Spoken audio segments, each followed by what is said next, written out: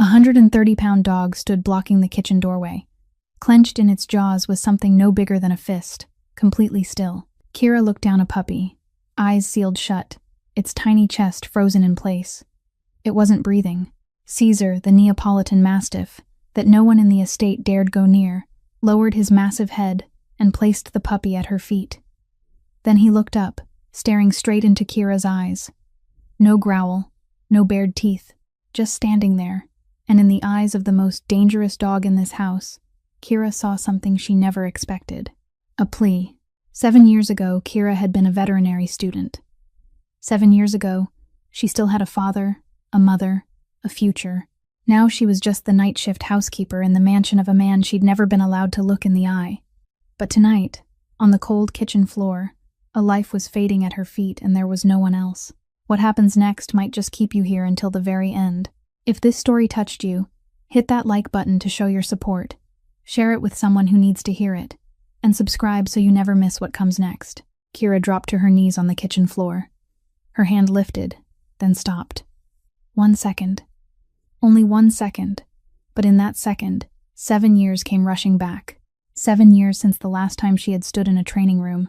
The last time she had held a stethoscope against the chest of a living creature that was still breathing. The last time she had believed her hands could hold on to a life. Then that second passed. Because the puppy's chest was still motionless. An instinct, once learned, didn't need permission from the mind. It took control of her hands before Kira could think another thought. She reached for the kitchen drawer and pulled out a clean cloth towel.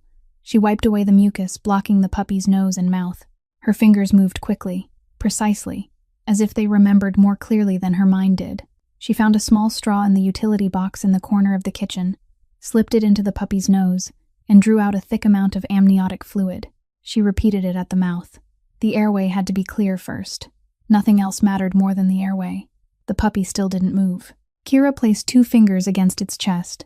It was so tiny that the whole chest fit beneath her fingertips. She pressed down, gentle but firm, in a steady rhythm. 1, 2, 3, 4, 5. She bent down and breathed one short, controlled breath into the puppy's nose. The tiny chest rose, then fell. Kira repeated it. Chest compressions, breath, chest compressions, breath. Caesar stood directly behind her. The heavy breathing of the 60-kilogram dog washed over her shoulder, hot and damp. Kira could hear it clearly. Every breath, like the ticking of a countdown clock. The dog never took its eyes off its motionless pup on the floor. Kira knew, without needing to turn around, that if anyone else walked into this kitchen right now, Caesar wouldn't allow it. But he let her touch his pup without a single growl, as if he understood, as if he had chosen her. 2 minutes passed. No response. The puppy's chest still only rose when Kira breathed for it, then collapsed again, in helpless silence. There was no heartbeat of its own. 3 minutes. Sweat began to run along Kira's temples and drip onto the cold tile floor. Her arms ached, and her muscles had begun to tremble faintly from holding the same position too long. But the rhythm of her hands never faltered. 1, 2, 3, 4, 5. Breathe. Kira spoke softly, her voice so calm that even she was surprised to hear it coming from her own mouth. Breathe. You've already made it this far. Don't give up on the kitchen floor. In the 4th minute, Kira's fingers still kept the same steady rhythm against the puppy's chest.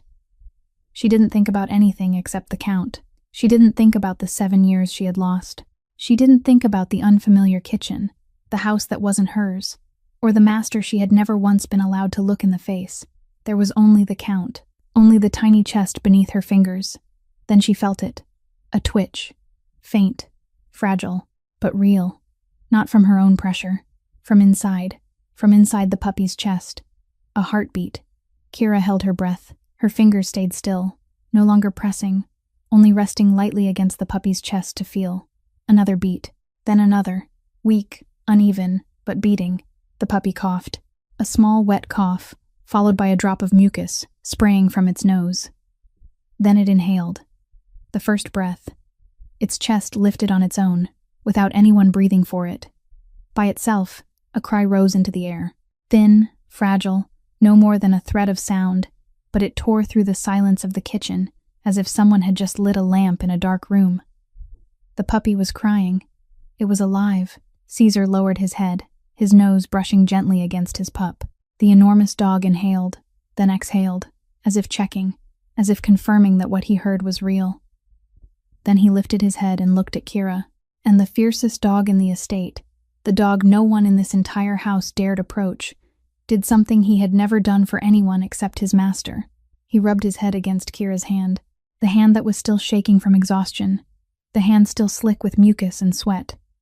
But Caesar pressed his head against it, gently, slowly, then held still, like a thank you that needed no language to translate it. Kira looked down at the crying puppy wrapped in the cloth, then at the father dog resting his head against her hand. On the freezing kitchen floor, in the middle of the night, inside a stranger's house, she had just taken back a life with the very hands she had thought had forgotten how to be used. She hadn't even had time to breathe in relief before the sound of footsteps came from behind her. Grant Mercer stepped through the estate gates at nearly 2 o'clock in the morning. The meeting had run longer than expected, and he carried with him the exhaustion of a man who had spent 4 straight hours sitting across from people who knew nothing but how to lie. Reed met him in the main hall and gave a brief report, as always. Luna's labor had been difficult, but the veterinarian had handled it. The litter was fine, and the doctor had left about an hour earlier. Grant nodded and didn't ask for more. He took off his tie, loosened the collar of his shirt, then headed down to the kitchen for water. It was his habit every night he came home late. A glass of cold water before going upstairs. No one was allowed in the kitchen at that hour. No one was allowed anywhere along his path when he didn't want to see another person. But tonight, he stopped cold in the kitchen doorway. On the tiled floor, beneath the cold white glow of the fluorescent light, a woman was kneeling. It took him nearly 2 seconds to realize who she was, the night shift housemaid. The name at the very bottom of the staff list he had never bothered to read all the way through. She was holding something tiny in a cloth, pressed close against her chest, and Caesar was lying right beside her. Grant wasn't mistaken. Caesar, the Neapolitan mastiff that even Reed, his closest lieutenant, the man who had stood beside him for 14 years, still kept a distance of 3 steps from whenever he passed by. The dog that, the last time someone had tried to touch him without permission, had left that man needing 11 stitches in his forearm. That dog was lying on the kitchen floor beside a housemaid, calm as if she were someone he had known all his life. Grant didn't step in right away. He stood at the threshold, his gaze moving from Caesar to the woman, then to the thing she was holding, a puppy, small enough to fit in a fist, moving faintly inside the cloth, breathing. He looked at her hands, smeared with mucus dried into pale milky streaks across her skin, trembling slightly with exhaustion. He looked at the kitchen floor, the small straw lying discarded beside the sink, the dirty cloths thrown into a heap, and a shallow puddle of water mixed with amniotic fluid right where she was kneeling. He didn't need anyone to explain what had happened on that kitchen floor. Kira looked up. She met Grant's eyes directly. She didn't lower her head. She didn't stand. She didn't stumble into some awkward apology for kneeling in a mess on her employer's kitchen floor at 2 o'clock in the morning. She looked at him the way she might have looked at anyone stepping into an emergency room, and she spoke in a voice that was level, clear, and didn't tremble at all. It almost didn't make it. Now it needs warmth and a few more hours of monitoring. She didn't explain who she was. She didn't explain why she knew how to resuscitate a newborn puppy. She didn't explain why Caesar, the dog the entire estate feared, was lying beside her like a loyal guard. She only reported the patient's condition. Briefly. Precisely. Like a doctor speaking to family members waiting outside an operating room. Grant looked at her. He was a man used to reading people. 14 years at the top of an empire had taught him how to see through words, through expressions, even through silence itself. He looked at this woman and saw no fear, no calculation, no effort to impress, only the exhaustion of someone who had just fought death with her bare hands and won. He said nothing. He took off the coat he was wearing, stepped forward twice, and laid it across her shoulders. Kira flinched slightly when the heavy warmth of the fabric settled over her, and only then did she realize she was shaking. Not shaking from fear, shaking from cold, shaking because her body had burned through all its energy without her ever noticing. Grant didn't explain why he had done it. He didn't say, "You're cold," or "Keep warm." He only placed the coat on her shoulders, then turned and walked out of the kitchen. His steps were even, his back straight, and he didn't look back. Kira sat there on the kitchen floor, the puppy giving faint cries inside the cloth, Caesar breathing steadily beside her. and on her shoulders rested the coat still holding the warmth of a man whose face, until 3 minutes earlier, she had never once been allowed to look at directly. She didn't know that tonight would change everything. She only knew the puppy was breathing, and now she was trembling too. Upstairs on the second floor, Grant stepped into his study and closed the door behind him. He stood before the window and looked down into the dark courtyard. He didn't think about the meeting that had just ended. He didn't think about the numbers and the territories he had spent 4 hours negotiating. He thought about the eyes of the woman kneeling on his kitchen floor, eyes that hadn't lowered when they met his. In 14 years at the top, everyone who looked at him lowered their gaze, or looked at him with fear carefully hidden behind respect. That woman had done neither. She had looked at him as if he were simply a man who had walked into the room at the right moment, nothing more and nothing less. Grant opened the desk drawer and took out the personnel ledger. He turned to the final page. He found the name, Kira Donovan. He looked at that name for a long while. Then he closed the book. The next morning, Grant called Reed into his study before the sun had fully risen. Reed stepped inside, stopped across from the desk, and waited. Grant didn't look up from the file he was reading. He spoke only one sentence, his voice even, as though he were reading a line from a list of tasks that needed doing. The night shift, housemaid. Find out everything. Bring it to me before noon. Reed nodded and stepped out. He didn't ask why. 14 years at Grant's side had taught him that when his employer wanted to explain, his employer would explain on his own. And when he didn't, then questions were the most useless thing in the world. Reed brought the file back in less than 2 hours. A thin stack of papers, because there wasn't much in Kira Donovan's life to record. 27 years old, born in the suburbs of Chicago. Father, Patrick Donovan, a police officer, had served 15 years on the force. He was killed in an incident when Kira was 20. Mother, Margaret, an elementary school teacher, fell seriously ill after her husband's death and died 2 years later. Kira Donovan had been in her 3rd year of veterinary school at the University of Illinois when her father was killed. She dropped out halfway through. She had been only one final internship away from graduating. She left because her mother's hospital bills wouldn't pay themselves, and there was no one else. After her mother died, Kira Donovan disappeared from every system.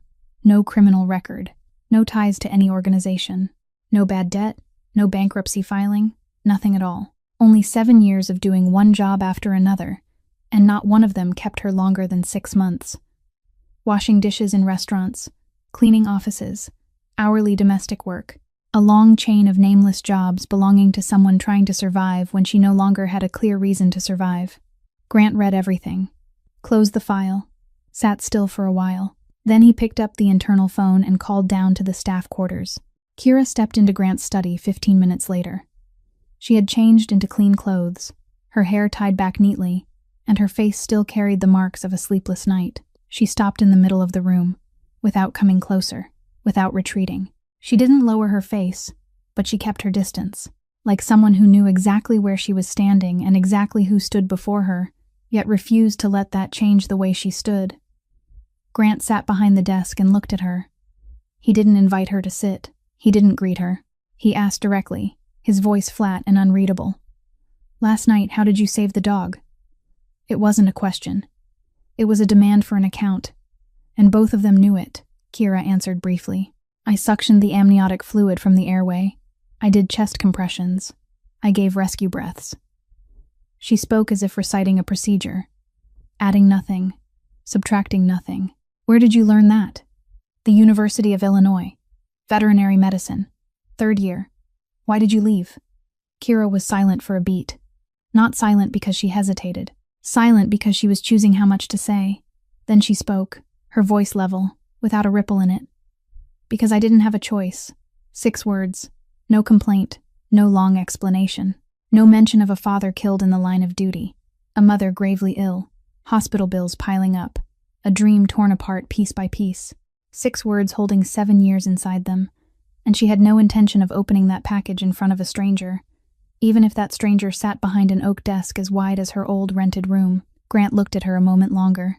Then he spoke, still in that same even voice, though a little more slowly now. "The dog last night, it was the last one in the litter. The veterinarian didn't know it came late. Caesar carried it away himself when he couldn't find me." He paused. "You saved it with what was in the kitchen. No specialized equipment. No medication, no assistance. Kira didn't answer. Because that wasn't a question. Grant continued. I need someone to care for Luna and the litter. The veterinarian comes on schedule, but between visits, I need someone with them 24 hours a day. You'll be transferred to this position. Triple your current pay.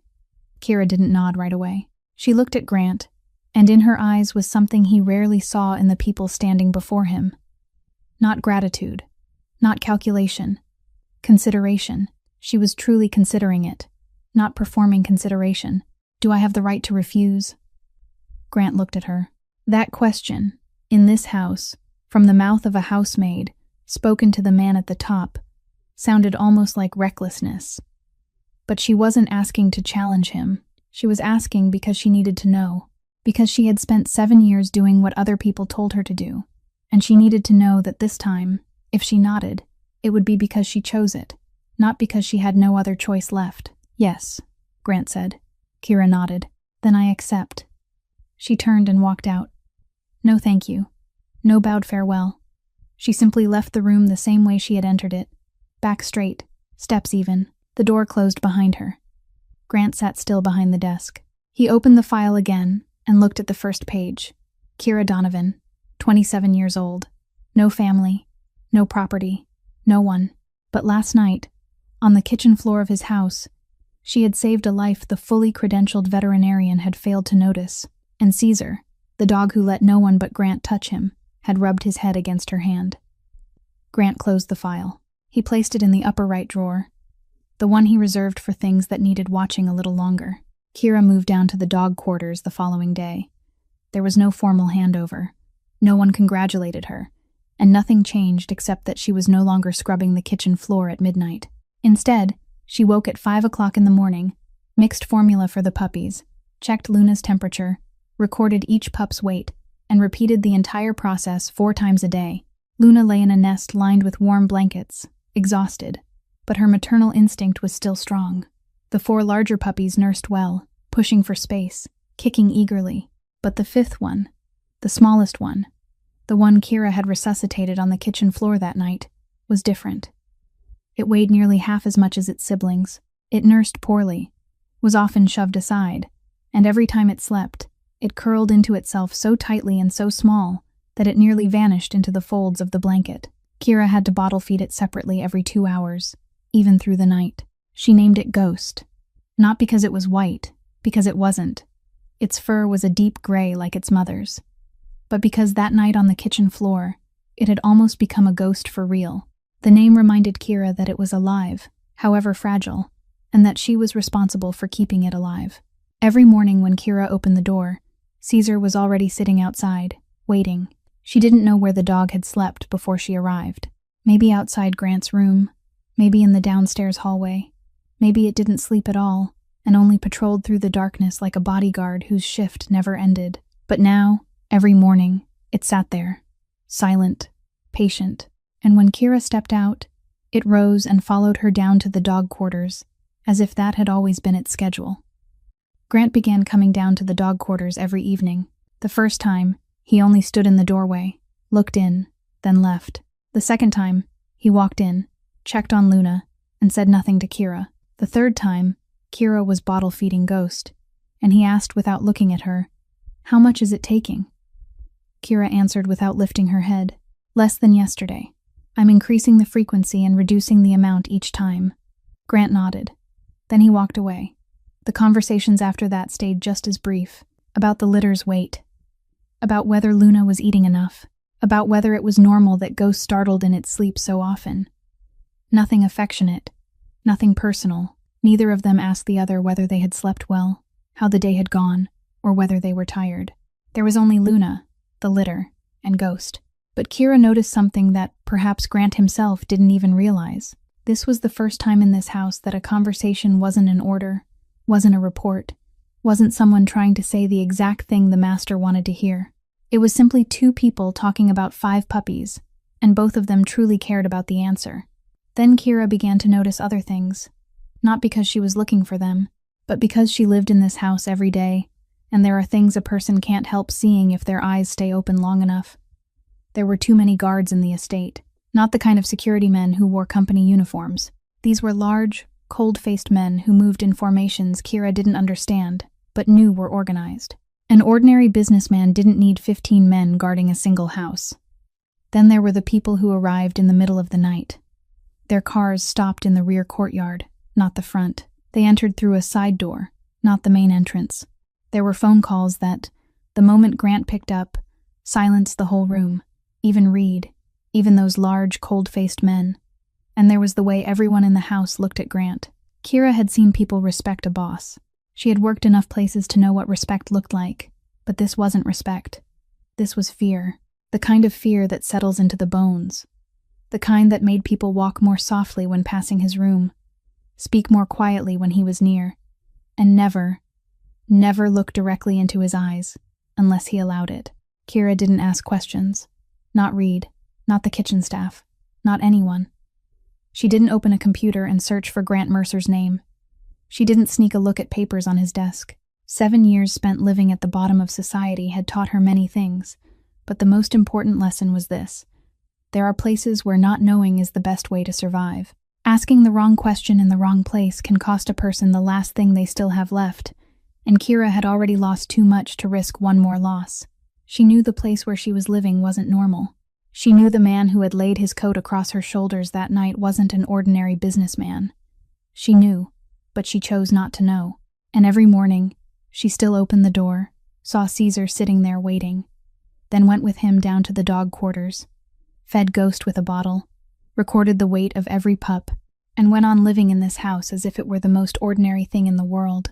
Vince Caldwell arrived at the estate on a weekday afternoon without warning. The black car stopped directly in front of the main gate, and he stepped out with the stride of a man who believed he had the right to walk into any place without waiting for someone to open the door for him. He crossed the courtyard, passed through the main hall, and nodded to the 2 guards at the entrance with the nod of someone familiar, not someone polite. But Kira, from the window of the dog quarters, noticed one detail that Vince perhaps didn't see or didn't care about.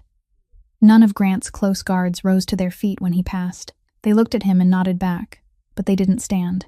In this house, Kira had learned that who people stood up for, and who they didn't, was a more accurate measure than any title.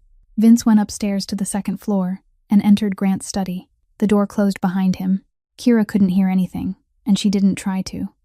She turned back to the litter, fed Ghost with a bottle, and checked whether Luna's ears had become inflamed after the difficult birth. Inside the study, Vince sat down in the chair across from Grant without waiting to be invited. He asked about business, asked about the Southern Territory, asked about the port deal he had heard whispers of. Grant answered briefly, with enough meaning, without adding a single word beyond what needed to be said. Vince kept smiling, kept speaking in the easy tone of a younger brother visiting an older one, but both men knew this wasn't a family call. Then Vince asked the question he had come to ask. Have you thought about the successor yet? Grant didn't look up right away. He was signing a stack of papers on the desk, and he finished the last page before setting the pen down. Then he looked at Vince. It's decided. Vince tilted his head, the smile still resting on his mouth. Who? Reed. 1 second. 2 seconds. 3 seconds. The study fell so silent that Kira downstairs might have heard the ticking of the clock on the wall if she had been standing close enough. Vince didn't move. The smile was still there, still holding the same shape on his lips, but it no longer reached his eyes. Vince's eyes became 2 flat pieces of glass, reflecting nothing at all. Reed, Vince repeated, as if testing the taste of a word that had turned bitter. Grant didn't explain. He didn't say why Reed instead of Vince. He didn't say what Vince lacked, what he needed to improve, or whether there would be any other chance. He only looked at Vince with the kind of eyes that said the decision had been made and any conversation on this subject was over. Vince stood up. He fastened the button of his suit jacket with one hand, the gesture slow and controlled. Thank you for letting me know. He spoke lightly, then walked out of the room. He went down the stairs, along the corridor, and past the dog quarters. The door to the kennel room was open. Inside, Kira was kneeling on the floor, bottle-feeding Ghost, while the other 4 puppies lay curled around Luna. Vince stopped in the doorway, not because of the dogs. He was looking at Kira. Kira felt his gaze before she looked up, that feeling that someone was watching her, not the kind of glance that passes over a person, but the kind that judges, measures, and places them into some category inside the mind. She lifted her head and met Vince's eyes, cold, calculating, completely different from the way Grant looked at her.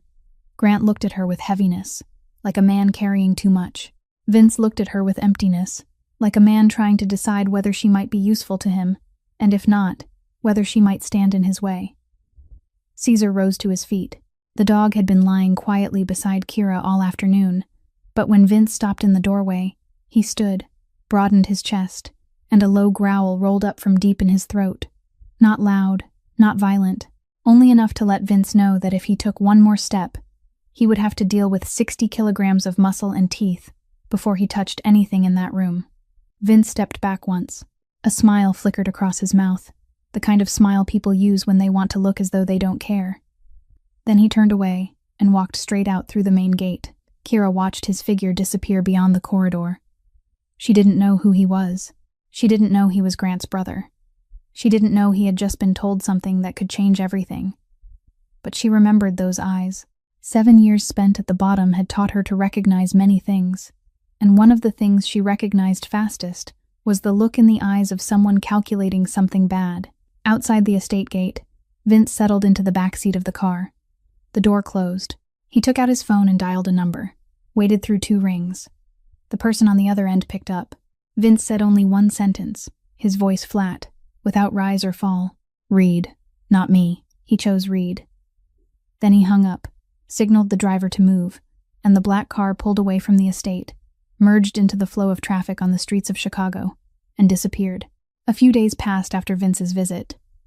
Everything in the estate returned to normal, or at least, it looked normal. Kira still woke at 5 o'clock in the morning, still bottle-fed Ghost, still recorded the weight of each puppy, still found Caesar sitting outside her door every morning, waiting. She didn't think about the man with the cold eyes she had seen in the kennel doorway that day.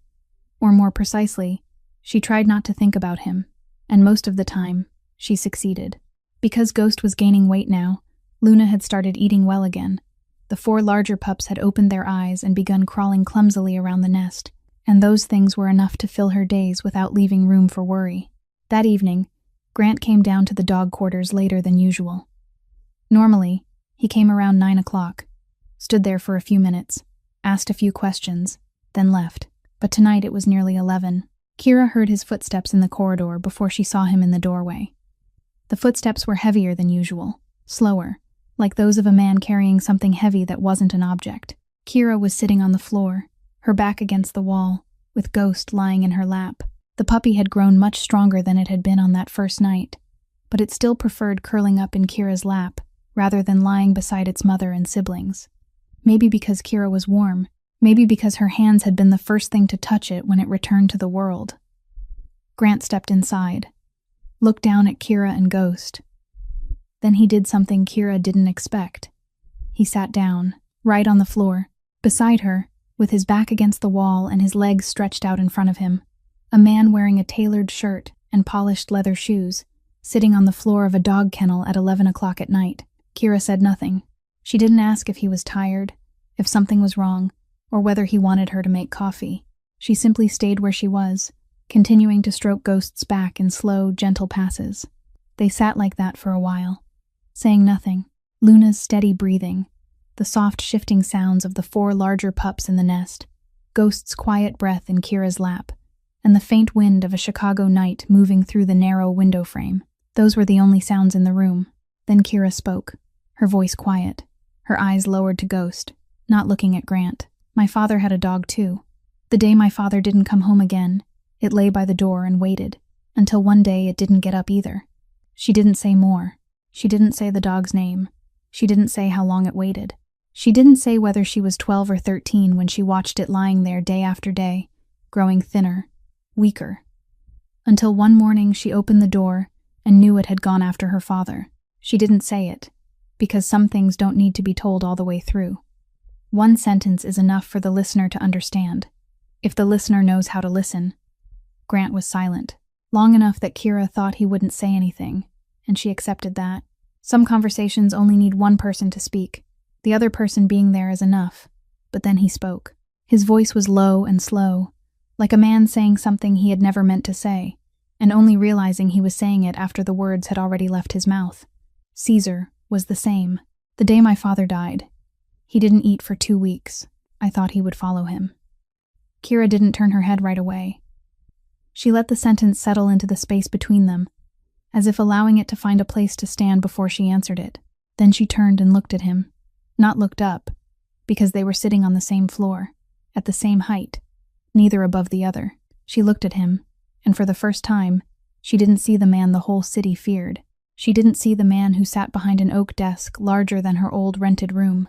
She didn't see the man every servant in the house lowered their eyes for when passing by. She saw a man who had lost his father too.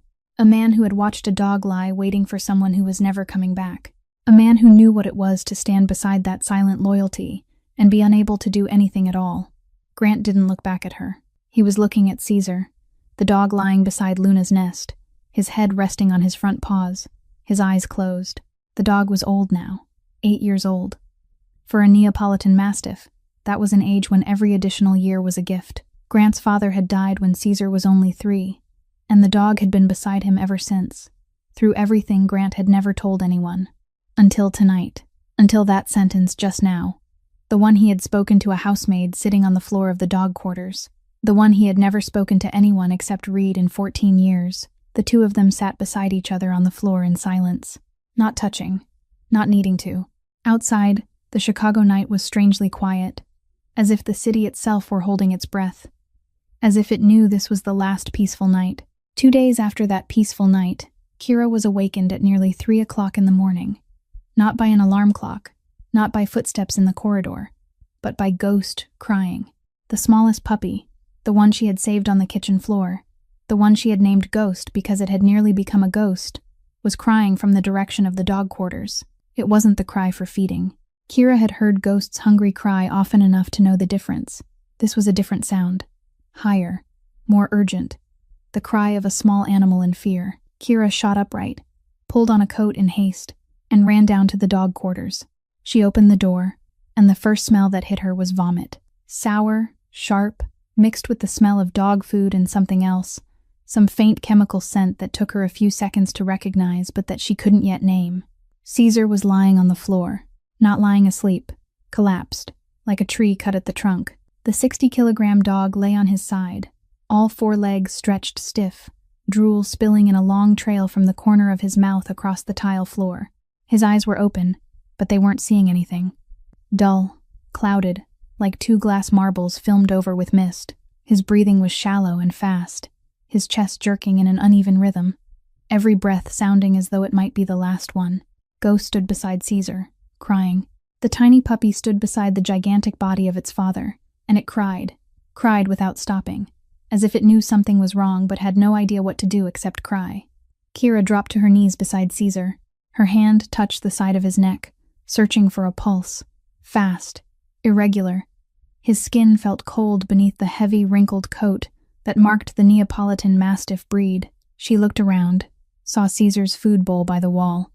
Half full, she bent down and smelled it. It smelled like ordinary food, but mixed into it was something else. The chemical scent she had noticed when she opened the door, only faintly, almost impossible to catch unless someone was looking for it. But it was there. Kira straightened. Her mind ran through a list of symptoms she had learned in her second year of university. In the veterinary toxicology class she had thought she had forgotten completely. Excessive drooling, clouded eyes, shallow breathing, loss of motor control, a rapid, irregular pulse, and a food bowl carrying a strange smell. This wasn't illness. It wasn't old age. It wasn't Caesar having eaten the wrong thing out in the garden. Someone had mixed something into his food.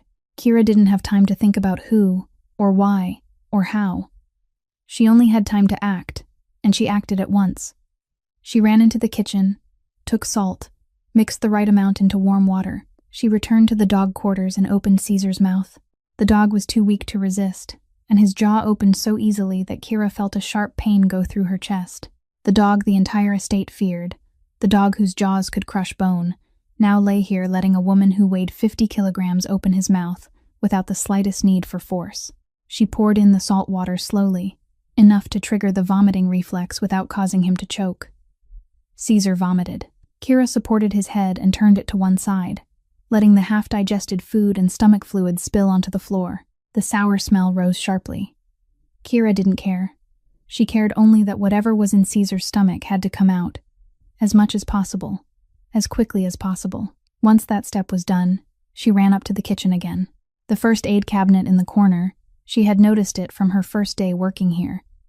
Inside was activated charcoal, the kind meant for humans, but Kira knew the dose could be adjusted by body weight. 60 kilograms. She calculated in her head as she ran back down the stairs, mixed the charcoal with water, and stirred quickly until it dissolved. Returning to the dog quarters, she opened Caesar's mouth a second time and poured the thick black mixture in. The dog swallowed slowly, weakly, some of it spilling back out at the corners of his mouth, but most of it went down. The charcoal would absorb some of whatever remained in his stomach and intestines, and buy time until the veterinarian arrived. Through all of it, Caesar looked at Kira. His eyes were clouded, almost beyond recognition, yet they stayed fixed on her face, fixed on the hands opening his mouth, pouring in the treatment, wiping the drool from his muzzle, as if the dog knew these were the hands that had saved his pup, and now these same hands were the only thing standing between him and the dark. When Caesar's breathing began to even out, and his eyes grew less clouded even though he was still far from fully alert, Kira rose and stepped to the internal intercom on the wall. She pressed the call button, waited 2 seconds, then spoke briefly. "Reed, dog quarters, right now." Reed appeared within 5 minutes. He stepped inside, saw Caesar on the floor, saw the puddle of vomit, saw the food bowl Kira had shoved away, saw the bottle of salt water and the box of activated charcoal lying on the floor. He didn't need anyone to explain. 14 years in this world had taught him to recognize the signs of deliberate sabotage faster than any doctor could. Reed looked at Kira. She stood beside Caesar, one hand still resting on the dog's head, her face calm but her eyes blazing. The kind of brightness found in someone who had just raced against time and knew she had won, though she still didn't know for how long. Reed took out his phone, made 2 calls, the first to the veterinarian, the second to Grant. Grant appeared in the doorway of the dog quarters less than 10 minutes after Reed's call. He wasn't running.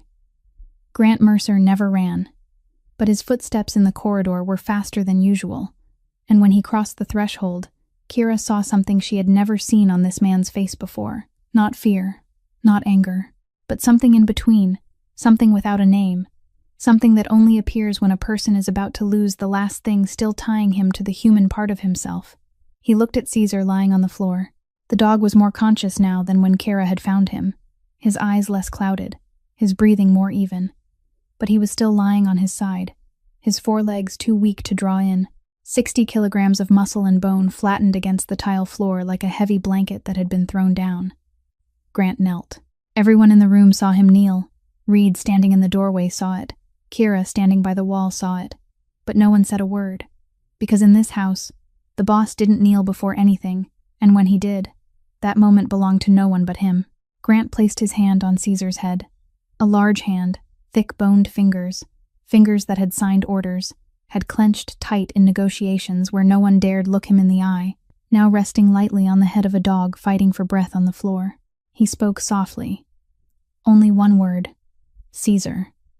A voice Kira had never heard him use before. Not the voice of command. Not the cold, even voice he used with her or with Reed. This was the voice of a man calling the name of the last thing his father had left him, not knowing whether it could still hear him. His hand trembled, only slightly, almost imperceptibly, if someone wasn't looking closely. But Kira was standing close enough, and she saw it. The fingers resting on Caesar's head trembled faintly, like the surface of water stirred by a passing wind. 1 second. Then it was gone. Grant stood up, and the change happened right in front of Kira's eyes, so fast that she almost didn't believe what she had just seen. The face of the man who had knelt and called his dog's name vanished. In its place was another face, cold, flat. His eyes narrowed, calculating, sweeping across the room as if making a list. His jaw tightened, the muscle at his temple rising beneath the skin. In a single second, he shifted from a man who had lost his father into a boss, facing the fact that someone had dared touch what was his. Kira saw both versions, and she understood, more clearly than ever before, that both of them lived in the same body, and which one appeared depended on whether he was standing before Caesar or before the rest of the world. Grant looked at Reed. Find out who. 2 words. No explanation. No need for one. Then he stepped out of the dog quarters, his back straight, his stride even, like a man who had just made a decision no one in this house was going to like. Reed watched Grant go, then looked at Kira. His eyes said what his mouth didn't. Stay here. Take care of him. Don't go anywhere. Then he stepped out as well. The veterinarian arrived 20 minutes later. He put Caesar on fluids, checked his heart rate, his blood pressure, his pupillary response. When he turned to Kira, there was something in his eyes like surprise that he was trying to hide. You induced vomiting and gave activated charcoal? Kira nodded. He looked back at Caesar, then at Kira once more. If you'd been 10 minutes later, his liver wouldn't have held. You handled it correctly. He didn't say anything else. He didn't ask where she had studied or how she knew. He only left instructions for monitoring, said he would return in the morning, and left. Kira sat down beside Caesar. The dog was fully conscious now, his eyes clearer, but his body was still weak, not yet able to stand. Kira placed her hand on his neck and felt the pulse there, steady, slow, stable. He was going to live. But Kira's mind didn't stop there. It kept moving, fast, in the way 7 years at the bottom had taught her to think, in the way a person learns to read a situation in seconds, to decide whether to stay or run. Caesar had been drugged through his food, not an accident. No one accidentally dropped poison into the food bowl of a dog in a house guarded by 15 men. Someone had done it deliberately. Someone inside this house. Why? What was Caesar in this house? He was Grant's dog. He followed Grant. He slept outside Grant's room before Kira arrived. He growled when strangers came too close. He was an alarm system, the first line of defense. To remove Caesar was to remove the warning, and if someone wanted to remove the warning, then that meant they were preparing to do something the warning would detect. Caesar wasn't the target. Grant was. Kira shot to her feet. Her legs carried her out of the dog quarters before her mind could think any further. She ran through the downstairs corridor, turned left, and took the stairs. Her footsteps rang against the wooden floor, fast, urgent, and she didn't care who heard them. Second floor, bedroom hallway, Grant's room at the far end on the right. Kira ran toward it. The second floor hallway was dark. The corridor lights had shut off on their automatic schedule at midnight, leaving only the dim glow of the emergency lights mounted close to the ceiling. Enough to make out shapes, but not enough to see a face clearly. Kira ran to the end of the hall, turned right, and her steps slowed.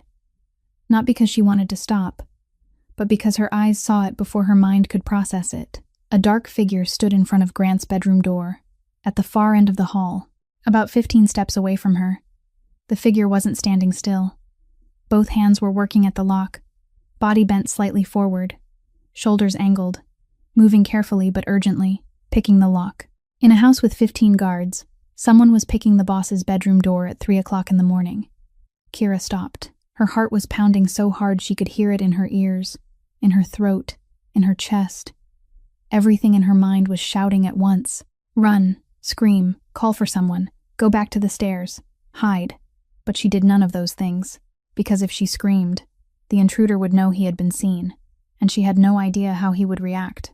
If she ran to find help, then by the time she came back, the door might already be open, and whatever was inside that bedroom, whatever the intruder was trying to reach, might already have lost its only chance. Kira's eyes swept to the left. On the hallway wall, 2 steps away from her, a fire extinguisher hung on a metal bracket, red, weighing about 4 kilograms.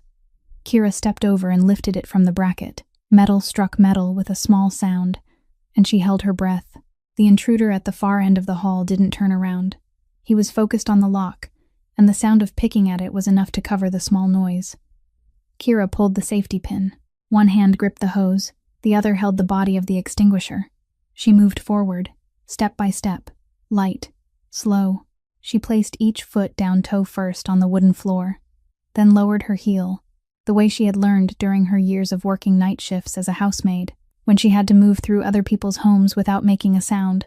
10 steps, 8 steps, 5 steps. The intruder had just gotten the door open. Kira heard the lock give, heard the hinge shift softly. Grant's bedroom door cracked open. Kira raised the fire extinguisher, aimed the nozzle forward, and squeezed the lever. A stream of white powder blasted out in a hard, direct spray, covering the intruder's face and upper body. The chemical powder flooded his eyes, his nose, his mouth. He stumbled back, both hands flying to his face, choking and coughing. his back slamming into the hallway wall with a hard crash.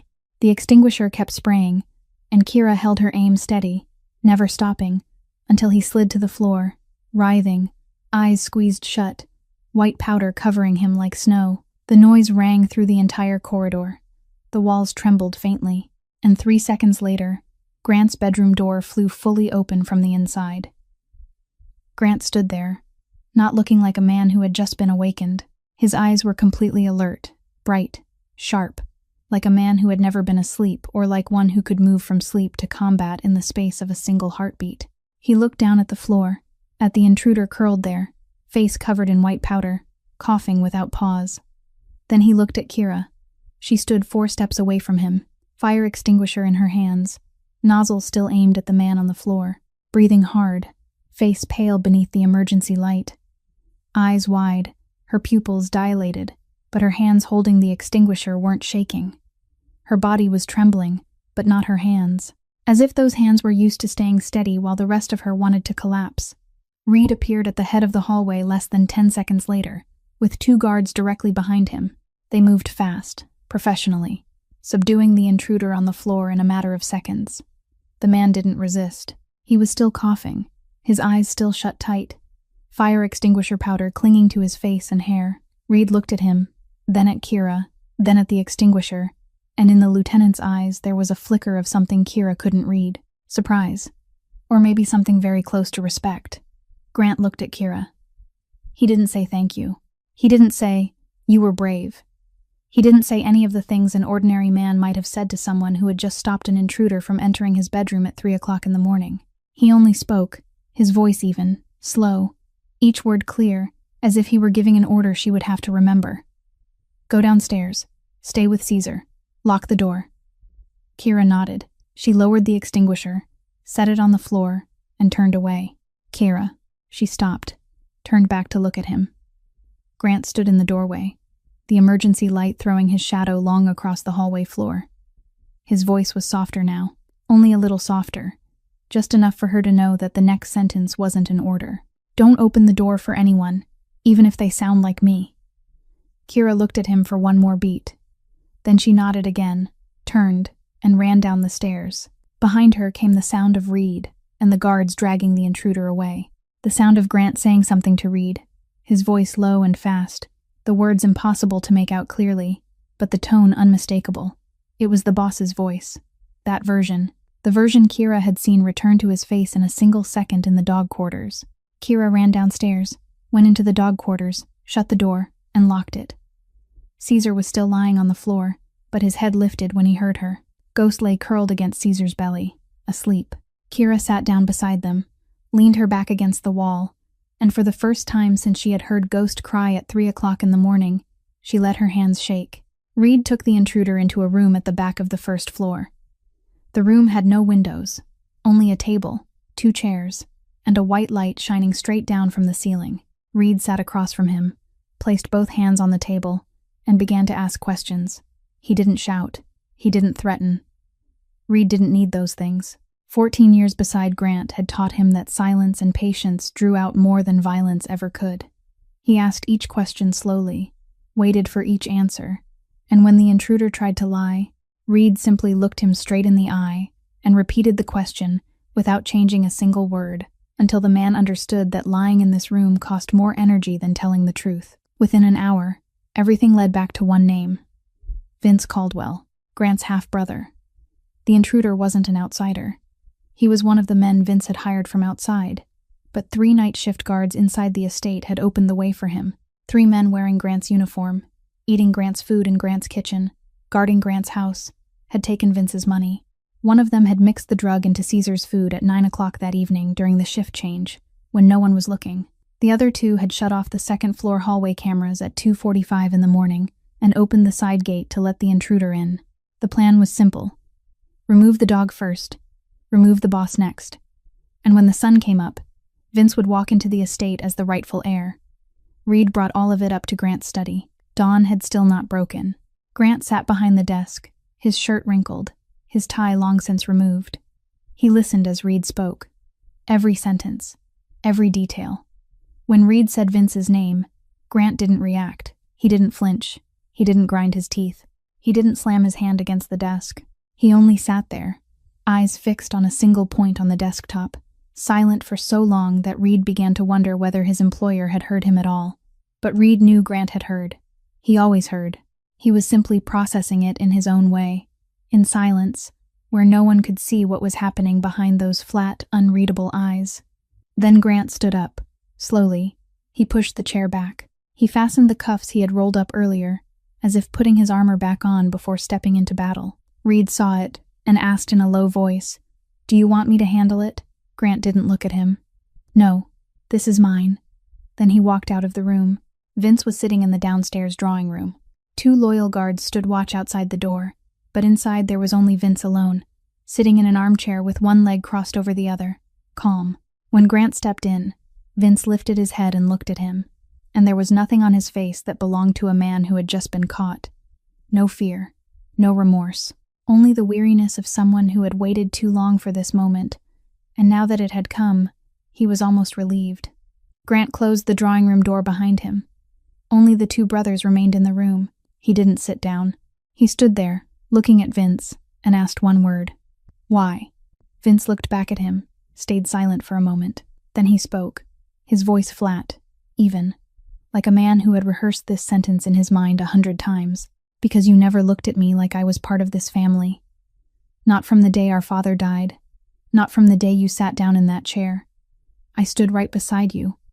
But you looked through me, every time, every day. 14 years. Grant was silent. Not because he had nothing to say, but because what Vince had just said contained a piece of the truth, and Grant knew it, and that truth hurt more than any plan of betrayal. Then Grant spoke. Slowly. "You're right. I didn't look at you like family." He paused for a beat. "But I gave you opportunities, a position, a share of the income, free passage into this house without anyone stopping you. You could have built something for yourself, but you chose this." Vince stood up. The armchair shoved backward, its legs scraping across the wooden floor with a harsh sound. His eyes changed. The calm was gone, replaced by something more alive, hotter, something he had hidden for 14 years.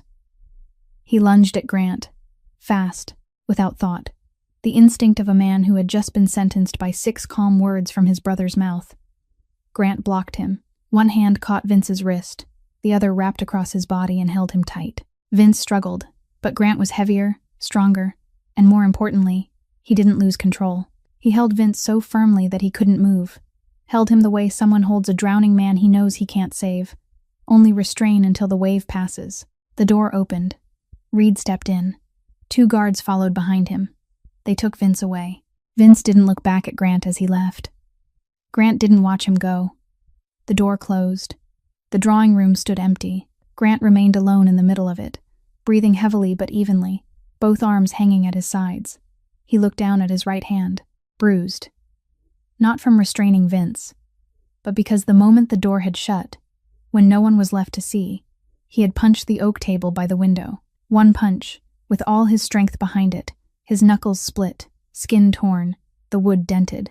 No one knew whether that punch was meant for Vince or for himself, for letting everything come this far.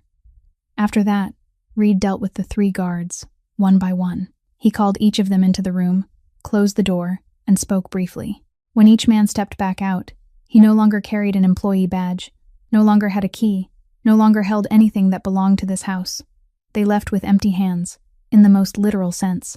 Grant stood in the hallway and watched each one pass. The last man, the oldest one, the man who had been at the estate longer than anyone except Reed, stopped in front of Grant. He opened his mouth, wanting to say something. Grant looked him straight in the eye and shook his head. Once, slightly, the man closed his mouth again, lowered his face, and walked away. When the hallway was empty, Grant leaned his back against the wall. Reed stood beside him, silent, waiting. Grant spoke, his voice rough, so quiet it was almost only enough for the 2 of them to hear. 3 men, more than 10 years in this house, ate at my table. Reed didn't offer comfort. He didn't say, "I understand," or, "They deserved it." He only said the one thing that might still be of use in that moment. "The rest are loyal. I guarantee it." Grant closed his eyes, let the back of his head rest against the wall. 1 second. 2 seconds. Then he opened his eyes, pushed himself away from the wall, and walked toward the stairs. Downstairs. Toward the dog quarters. It was nearly 5 o'clock in the morning. The Chicago sky was still dark, but the eastern horizon had begun to shift from hand to gray, that heavy shade of gray that announces a new day is coming whether anyone wants it to or not. Kira had been sitting in the dog quarters for more than 2 hours. Her back rested against the wall, her legs drawn up to her chest, her arms wrapped around her knees. Caesar lay beside her, his head on his front paws, his eyes closed, though his ears were still alert. Ghost was curled into the hollow of Caesar's belly, asleep. Luna and the 4 larger puppies lay in the nest, breathing evenly. The dog quarters were so quiet that Kira could hear water moving through the pipes in the wall. But beyond the locked door, she heard nothing. She didn't know what was happening on the floors above. She didn't know who was speaking to whom, who was leaving, who was staying. She only knew that Grant had told her to lock the door, and she had locked it. He had told her not to open it for anyone, and she had not opened it. So she sat there among the dogs and waited. Then came a knock. 3 times. Slow. Heavy. Kira lifted her head. Caesar opened his eyes, his ears turning toward the door. "Kira, it's over. Open the door." Grant's voice. Kira recognized it at once, but she remembered what he had said in the hallway. "Even if they sound like me." She stayed still for 1 more second. Then she realized something he had not said aloud, but that she understood anyway. If this were not him, that person would not knock 3 times like that, slow and measured. That person would break the door down. In this house, only Grant knocked when he could just as easily have kicked a door off its hinges. Kira stood, unlocked the door, pulled it open. Grant stood there. His shirt was wrinkled, his collar open, his sleeves pushed up to his elbows, like a man who had forgotten that only a few hours earlier he had buttoned his cuffs before going down to meet Vince.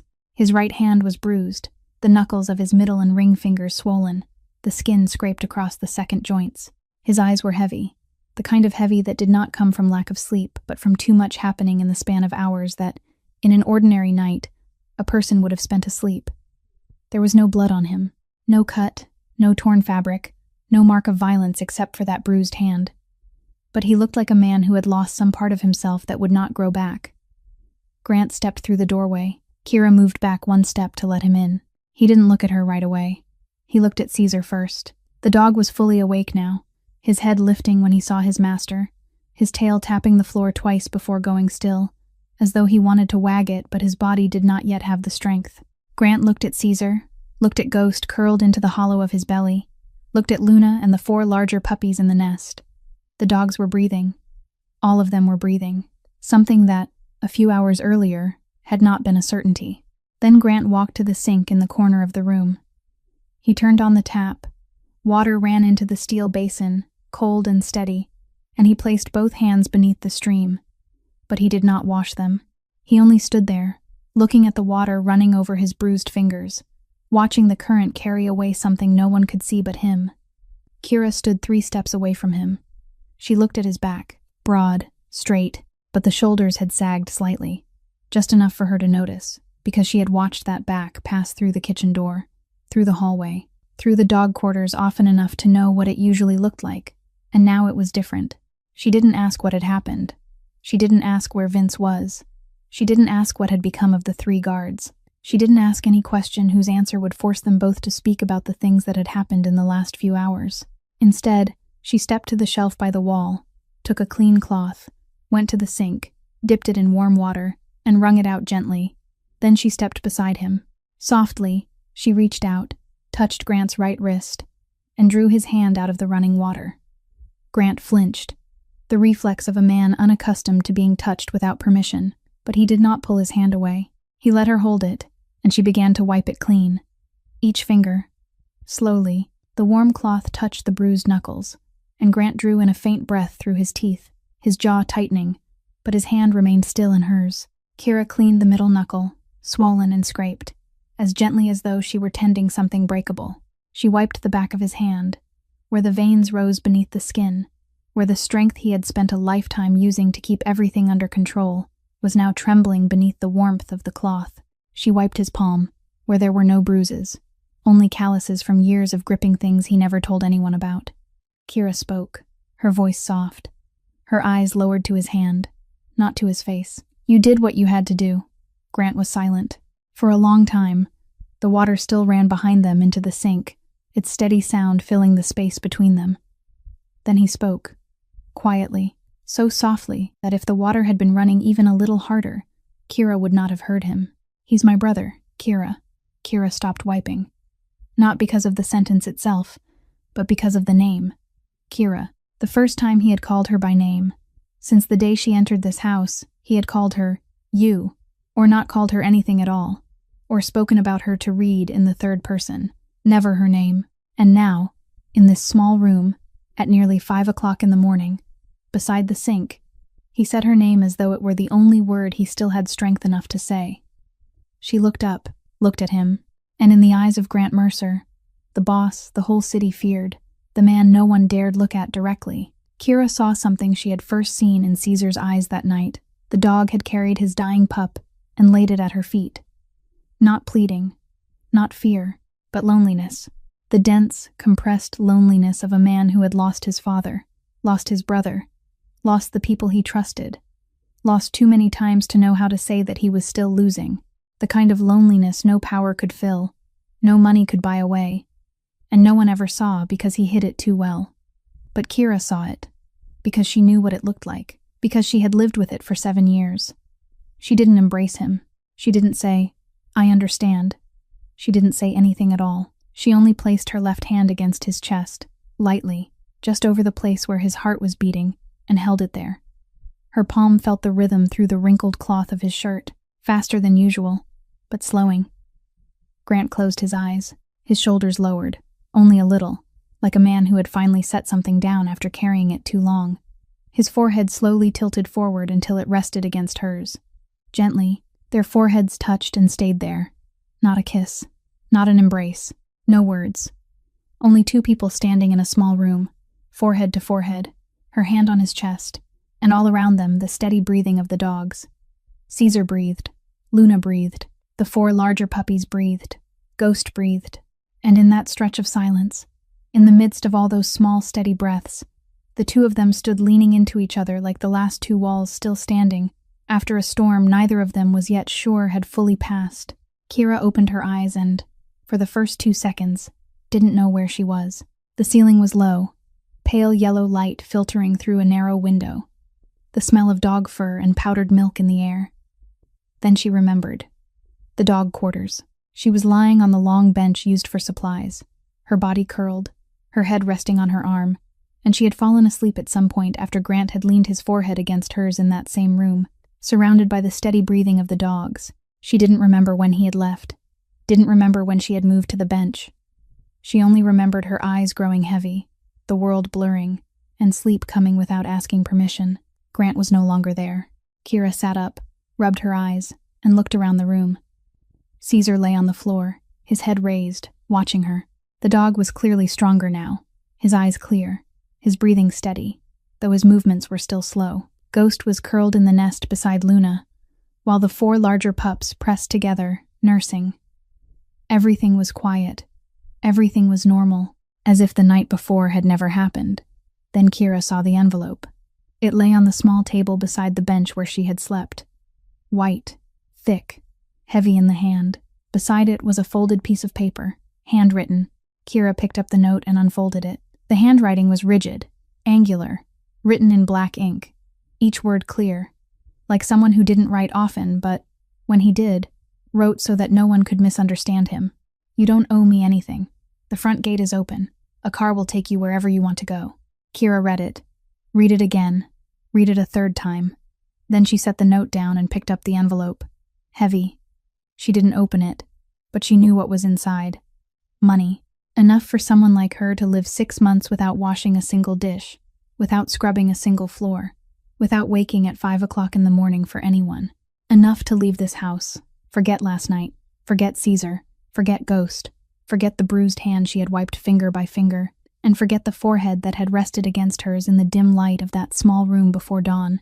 She looked at the envelope, looked at the sleeping puppies, looked at Caesar, the dog watching her with the same eyes she had seen that first night in the kitchen doorway, the same eyes she had seen when he had placed his dying pup at her feet, and now looking at her again, with that same gaze, but different.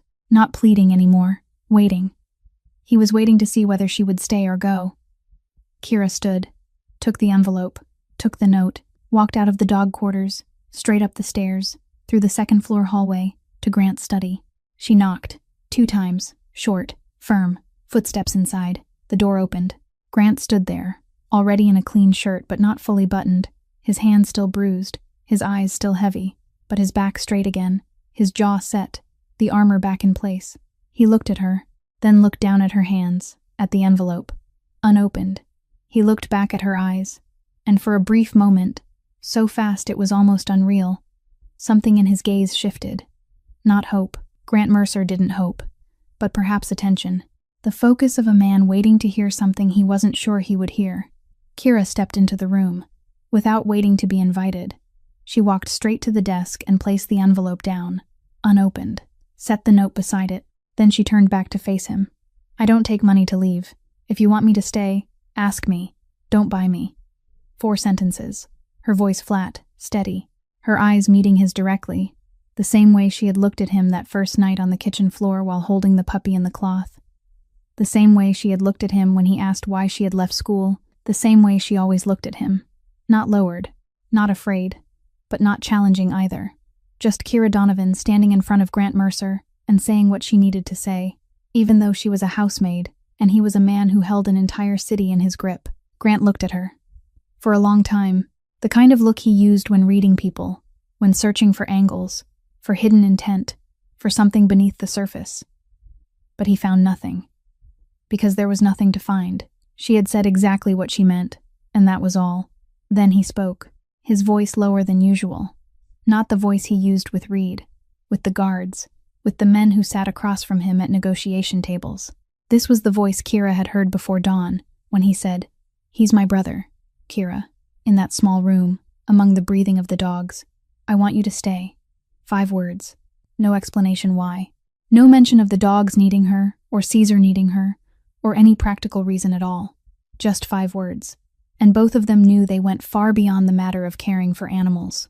Kira nodded. "Then I'll stay." She turned and walked toward the door. Then she paused at the threshold, her hand resting on the wooden frame, her back still turned to him. "Ghost will need bottle feeding for another 2 weeks before he's strong enough, and Caesar needs his liver checked again in 3 days. I'll speak to the veterinarian." Then she stepped out. The door closed behind her. Grant stood alone in the study. He looked at the envelope of money on the desk. White, thick, unopened. Beside it lay the note he had written at 4 o'clock that morning, when Kira had fallen asleep on the bench in the dog quarters, when he had stood there watching her for a long moment before leaving without waking her. She had returned both. Hadn't taken the money, hadn't kept the note, had only placed them back on his desk and told him not to buy her. The corner of Grant's mouth lifted slightly. Not a smile. The boss of Chicago didn't smile at 9 o'clock in the morning after a night of losing a brother, losing 3 guards, and nearly losing his own life. But it was something. Small, almost invisible, unless someone looked closely. A sign that a man had just been refused money by a 27-year-old housemaid who had nothing to her name except unfinished veterinary training and a pair of hands that knew how to save things on the edge of death. And he didn't hate the feeling. Not even a little. A week passed. The estate returned to quiet in the way only places that have just survived a storm ever do. A fragile, careful quiet, like someone recovering from a grave illness who takes each step lightly for fear of falling again. New guards were brought in by Reed to replace the 3 who had walked out. The hallway cameras were upgraded. The lock on Grant's bedroom door was replaced with one that couldn't be picked. Everything functioned, everyone worked, and if anyone referred to that night, they did so with their eyes, rather than with words. Kira kept caring for the litter. Ghost was gaining weight steadily. Caesar was back on his feet, walking slowly but firmly, his liver recovering exactly along the path the veterinarian had predicted. Every evening Grant still came down to the dog quarters. The 2 of them still spoke briefly about the litter, about Luna, about Ghost. Neither of them mentioned the night their foreheads had rested together in that small room. There was no need. It was there between them in every short exchange, in every time their eyes met and then moved away. In the distance both of them kept, and neither of them wanted to keep. Then Reed knocked on the door of Grant's study on a Thursday morning. Grant was reading a financial report when Reed stepped inside. It wasn't a scheduled meeting. Reed never came in outside the schedule unless something was wrong. Grant looked up and saw a thin file in Reed's hand. Brown cover, no label. The kind of file Reed used when the information inside should not have a name written on the front. Reed placed the file on the desk. "I wasn't looking for this," he said, his voice even but slower than usual, like a man weighing each word before speaking. "It came to me while I was clearing out Vince's old files, checking what he had done before he was taken away. But you need to read it." Grant looked at Reed, looked at the file, then opened it. First page. Patrick Donovan, Chicago police officer, 15 years of service, killed 7 years earlier. The official report recorded it as an unexpected incident in the line of duty. The file ended there, but beneath the first page was a second page, and a third, and a fourth. Patrick Donovan had not died in a random incident. He had been investigating an operation run by Grant's father's organization. He was offered money to look the other way. He refused. He was offered again, this time 3 times as much. He still refused. Then one night, he left home to work the night shift, and he never came back. The order had not come from Grant's father. At the time, Grant's father had been occupied with the Southern Port deal, and a district-level police officer was not important enough to fall within his line of sight. The order had come from Vince, 20 years old then, trying to prove he was useful to the organization, trying to show his father that he was worth more than Grant believed. Vince had solved the problem in the only way he knew, the way he thought would earn him recognition, and it had earned recognition in a thin brown file hidden in the bottom drawer of his desk, where no one had looked until he was taken away and Reed cleared out everything he had left behind.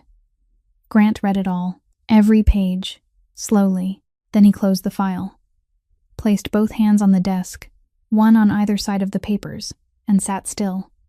Kira Donovan, 27 years old, the woman downstairs caring for the puppies in this house, bottle-feeding ghost, walking Caesar around the garden every afternoon, the woman who had saved his dog's pup, sprayed a fire extinguisher into the face of the man trying to break into his bedroom, wiped each bruised finger of his hand before dawn, and told him "Don't buy me" when he offered her money to leave. That woman was living inside the house of the organization that had indirectly taken her father from her. And she didn't know. Grant spoke, his voice flat, but quieter than usual. "Does she know?" Reed shook his head. "No, that was cleaned from the beginning. There's no public record leading back to the organization. To the outside world, Patrick Donovan died in the line of duty, and that's all." Grant was silent, for a long time. Reed stood and waited, accustomed to this kind of silence, knowing better than to say anything until Grant spoke first. "Keep this contained," Grant said. "I'll tell her myself, but not today." Reed nodded, stepped out, closed the door. Grant sat alone in the study. The brown file lay on the desk among the other papers, looking no different from any ordinary stack of documents, yet it weighed more than anything else on that desk. He stood and walked to the window. Below, in the back garden of the estate, Kira was walking Caesar. The dog moved slowly, not fully recovered yet, but his tail wagged faintly when Kira bent down and said something to him. The Chicago afternoon light slanted through the trees, laying long shadows across the grass, and Kira walked inside that light, one hand on the leash, Caesar moving beside her like a loyal shadow. Grant looked at her from the second-floor window. This time it was not like the other times. Not the curious look from that first night in the kitchen doorway. Not the assessing look from when he had read her file. This time, Grant looked at Kira and felt something he almost didn't recognize, because he had not felt it in so long. Guilt. Not the kind of guilt he was used to. The kind that belonged to work, to decisions he made every day and accepted the consequences of. This was personal guilt. The kind that sinks into the flesh. The kind he could not hand to Reed to handle.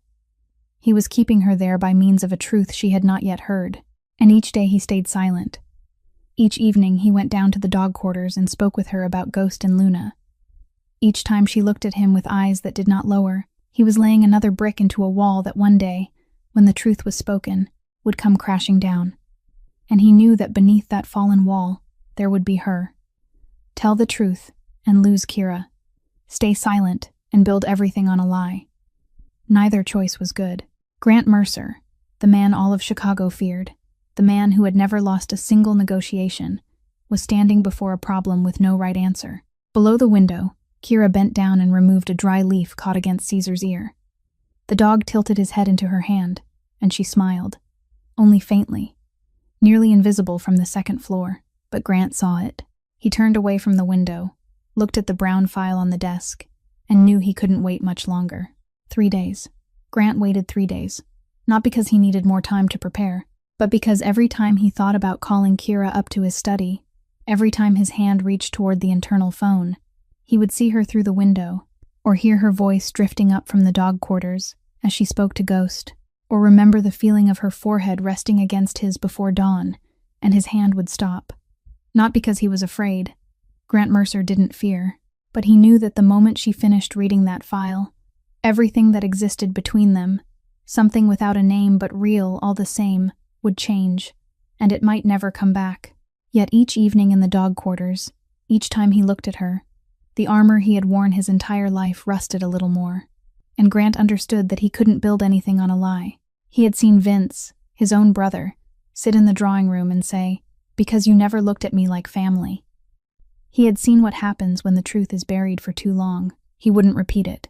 On the evening of the 3rd day, Grant called Kira to his study. Kira stepped in and knew at once that something was different. Not because Grant looked at her differently, though he did, his eyes heavier, his jaw tighter, the way he stood behind the desk more rigid than usual, but because on the desk, among the familiar stacks of documents, there was a brown file she had never seen before, and that file lay in the center of the desk, turned toward the chair opposite, turned toward her, placed there for her. Grant didn't invite her to sit, didn't ask how she was, didn't speak about Ghost or Luna or Caesar. He looked at her and spoke directly, his voice even but slower, like a man walking across thin glass and knowing each word might be the one that cracks it. "This is the file on your father's case. You need to read it." Kira looked at him, looked at the file, looked back at him. For a brief moment, her eyes narrowed, and Grant saw something sharp there, fast, like light flashing across the edge of a blade. Then it was gone. She stepped forward, pulled out the chair, sat down, and opened the file. First page, Patrick Donovan. She saw her father's name printed in black ink on white paper, inside a file lying on the desk of the man who ruled Chicago, and her hand stayed still, not yet trembling. She turned to the 2nd page. Read. 3rd page. 4th page. She read every line, every detail. Her father had been investigating an operation. He had been offered money. He had refused again. Then one night, he left home and never returned. The order had come from Vince Caldwell, 20 years old, trying to prove himself within the organization. By the final page, Kira's hands began to shake. Not the faint trembling from exhaustion on the kitchen floor that first night. Real shaking. From her fingers up through her wrists, into her forearms, until she had to place both hands flat on the desk, pressing her palms into the wood to keep them still. She closed the file. Slowly, set it down, her hands still pressed against the surface. Then she lifted her head and looked at Grant. Her eyes were red, the rims flushed deep, fine veins rising across the whites, but there were no tears, not a single one. Her voice was calm, so calm it felt like a cut, because Grant knew that kind of calm. He lived by it every day. It was the calm of someone using everything inside to keep the outside from breaking. "How long have you known?" "A week." Silence. Not the quiet of that night when they sat on the floor of the dog quarters. Not the heavy but warm silence when their foreheads had touched. This was a silence with edges, the kind that cuts. "And you kept me here, knowing that." Not a question, a statement. But she looked at him, waiting for an answer. And Grant knew that whatever he said in the next 10 seconds would decide everything. "I kept you here to tell you, not to hide it." Kira looked at him.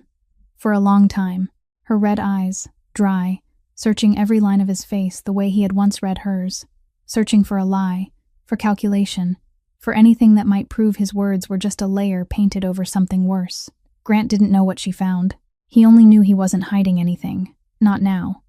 And if she looked closely enough, she would see that. The silence stretched on. 5 seconds. 10. Long enough for Grant to hear the clock on the wall. Something he never noticed because he never stayed still long enough to hear it. Then Kira stood. Slowly, pushed the chair back in, set the file down neatly, as though she were returning a book to a library, not placing down the truth about her father's death. She walked toward the door. Grant didn't rise, didn't follow, didn't say "I'm sorry," because he knew how that word would sound here. It would sound like someone trying to buy forgiveness with the cheapest currency in the language.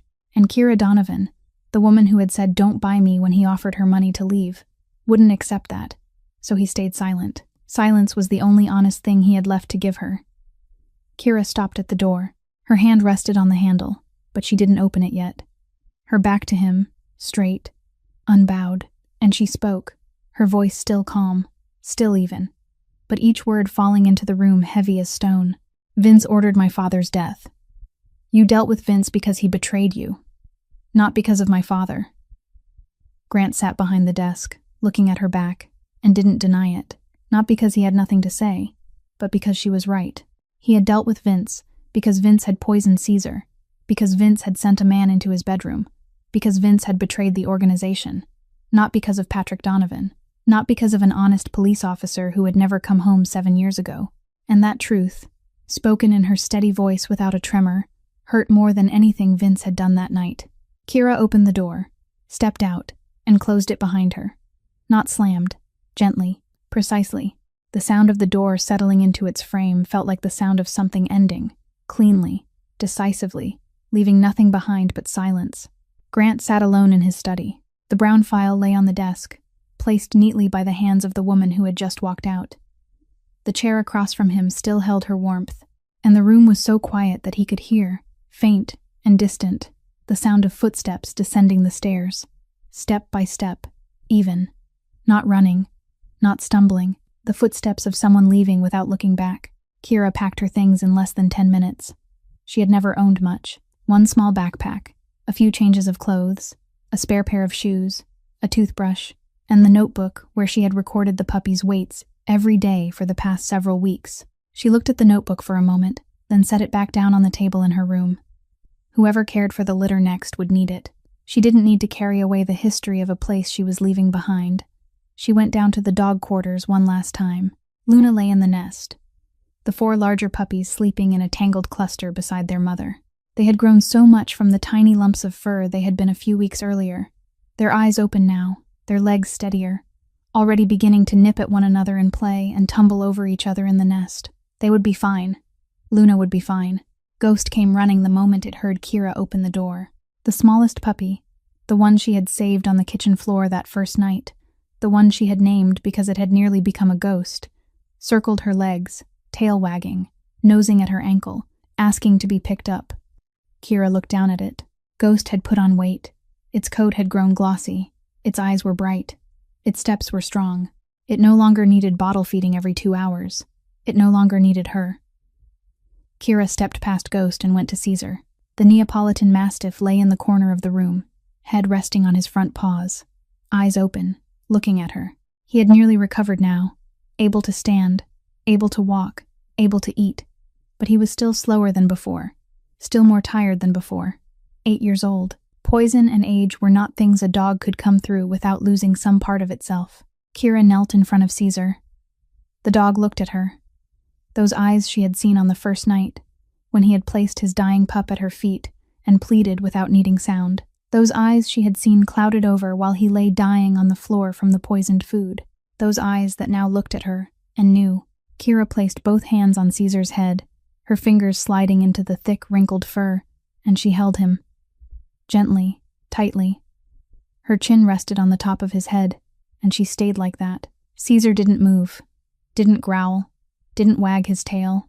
He only stayed still and let her hold him, as if he understood that this was the last time. Kira held him a little tighter, only a little. Then she let go. She stood up, didn't look back at Ghost standing behind her legs, didn't look back at Luna and the litter in the nest, didn't look back at Caesar. She turned, walked out of the dog quarters, closed the door, and went straight toward the estate's front entrance. The car was already waiting at the gate. The familiar black car, the rear door open. Reed stood beside it, one hand on the door.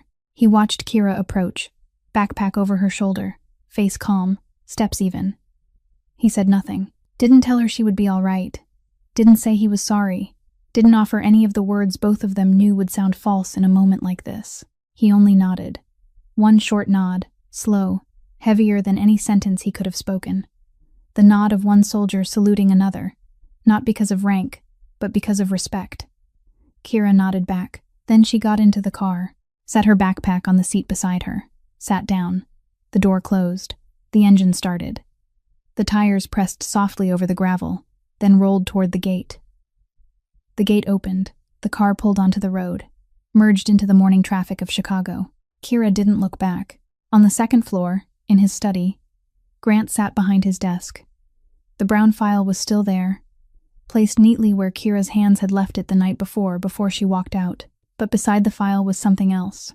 Something Grant had not seen at first when he entered the room that morning. Something he noticed only after he sat down, reached for the glass of water on the desk, and his eyes happened to catch it. The cloth handkerchief, folded neatly, set carefully beside the file. The same handkerchief Kira had dipped into warm water that night, the one she had used to wipe each bruised finger of his hand. Slowly, gently, in the small room filled with the sound of the dog's breathing, before she placed her hand over his heart, and he rested his forehead against hers. Kira had left it behind, not as a gift, not as a message.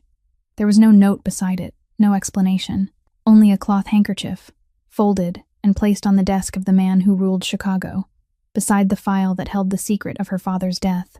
A reminder that there had once been someone in this house, on its longest night, who had held his hand when he was hurting and wiped each of his fingers clean, not because she owed him anything, but because she had chosen to do it.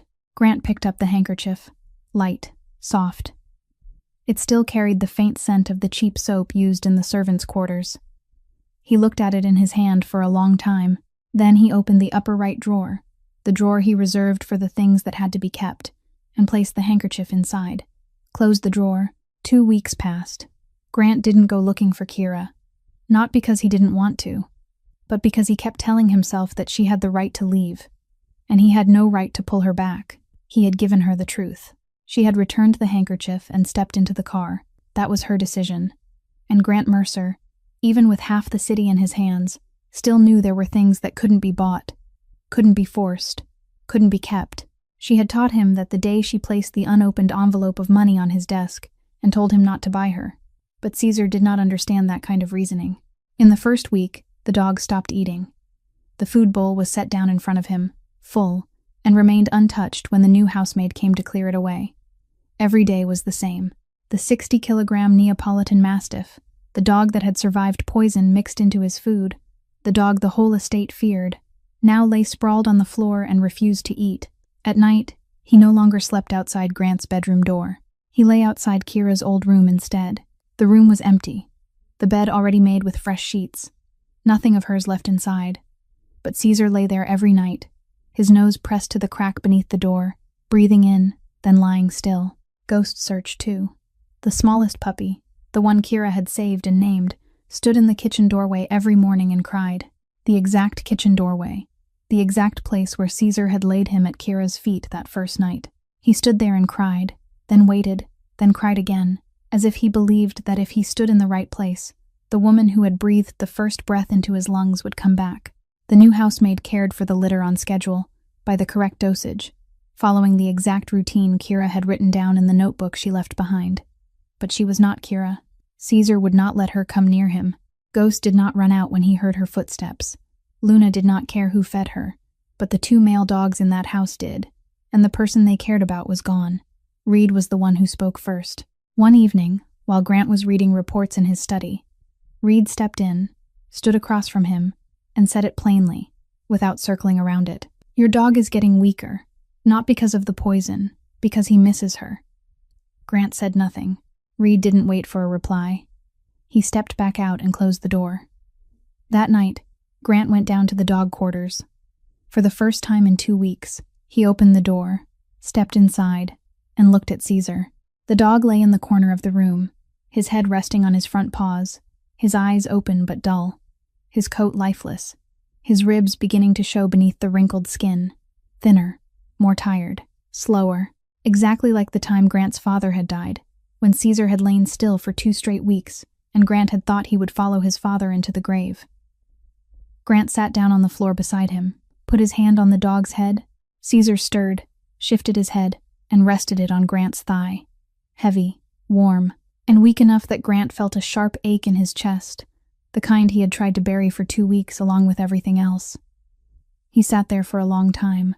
He did not know how long, stroking Caesar's head, listening to the dog breathe, hearing Ghost whimper softly in the corner, and thinking about a woman who had once sat in this exact place, on this exact floor, with Ghost in her lap and Caesar beside her, and told him that her father had owned a dog, and when her father never came home again, it had waited until one day it did not get up either.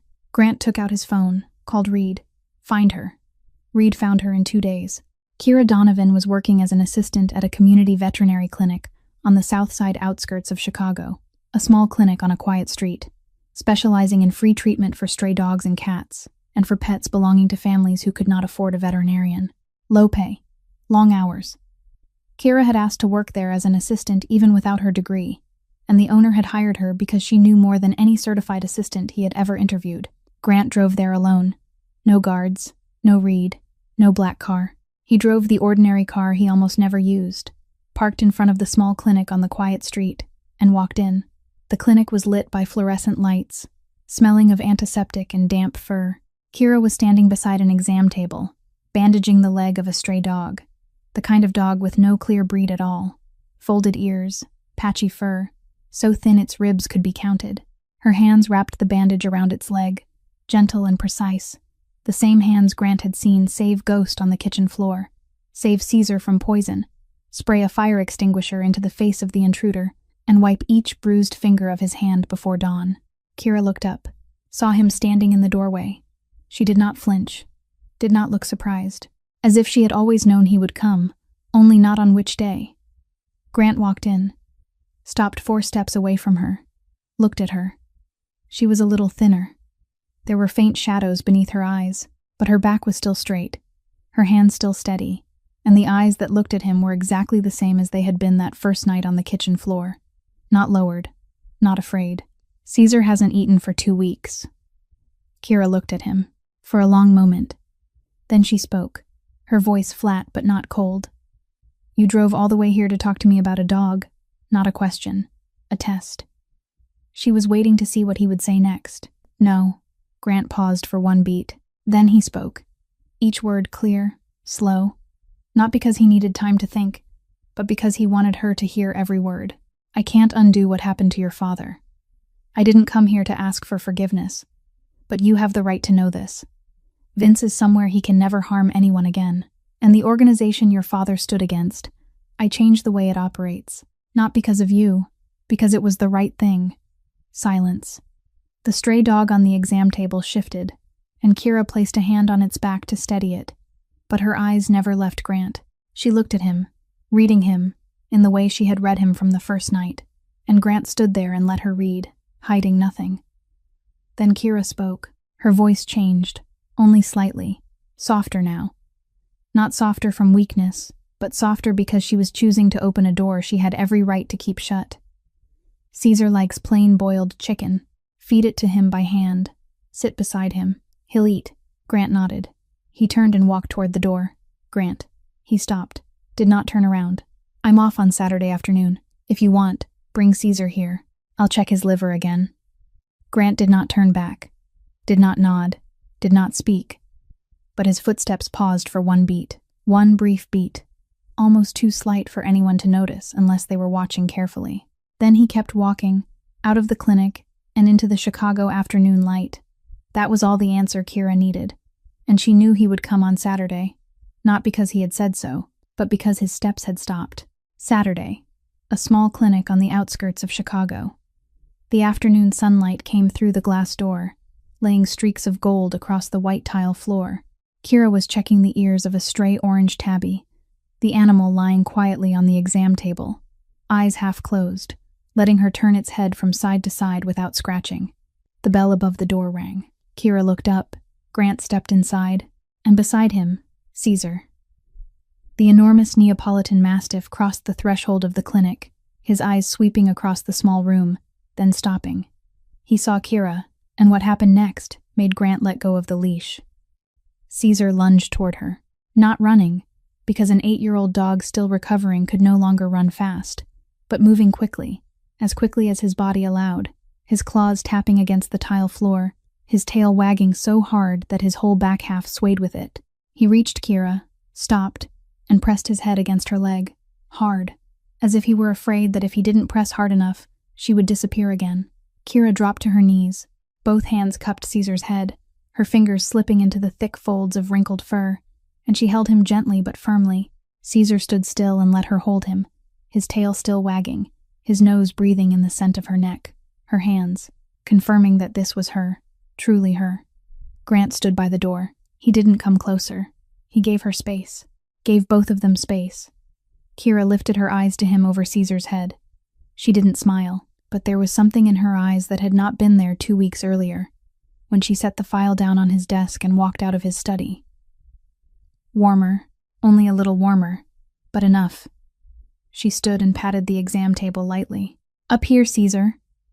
The dog obediently jumped up, lay down on the table, and let Kira place the stethoscope against his chest, feel his abdomen, check his eyes, check his gums. Her hands moved across Caesar's body with the same precision and gentleness Grant had seen from the very first night. The hands that had saved Ghost on the kitchen floor, had induced vomiting when Caesar was poisoned, had sprayed a fire extinguisher into the face of the intruder, had wiped each bruised finger of his hand before dawn. Grant stood beside the table in silence, watching those hands at work, and said nothing. There was no need, no confession, no promises. No one asked, "What will become of us?" There was only a man bringing his dog to a small clinic outside the city to see the one woman both he and the dog trusted. Then Kira looked toward the door, and her hand stilled on Caesar's back. On the clinic threshold, in the strip of afternoon sun, Ghost lay curled up asleep. The smallest puppy, the one she had named because it had nearly become a ghost, was sleeping right in the doorway of the clinic, his muzzle resting on his front paws, his tail curved over his nose, sleeping as peacefully as if he belonged there. Grant had brought him too, along with Caesar. Kira looked at Ghost, then at Grant. Grant gave the slightest shrug. "He wouldn't stay home without you." Kira looked at him for one more beat. Then she turned back to Caesar and continued the examination. But Grant saw it. The corner of her mouth lifted slightly. Only a little. Not a smile. Just the smallest, thinnest sign, so faint it might not have been real if he hadn't been watching closely. But Grant was watching closely, and he saw it. That was enough. If this story touched you, please press like to support us. Share the video with someone you think might also need to hear this story. And subscribe to the channel so you can listen with us to more beautiful stories every day. Tell us how this story made you feel by leaving a comment below. We always want to hear the feelings that come from deep within your hearts. We wish everyone watching this video good health, a joyful life, and peaceful days ahead. Goodbye, and we'll see you again in the next video.